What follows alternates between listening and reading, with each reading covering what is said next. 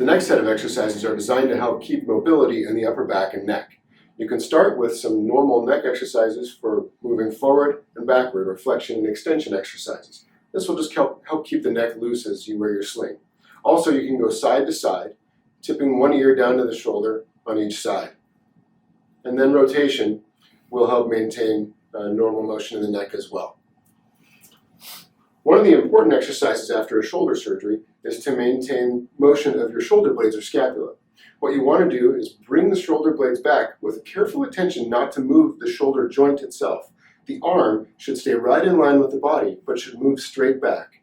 One also wants to make sure that you're not lifting the shoulders up, but instead trying to bring them straight back, trying to think about pinching them together in the back.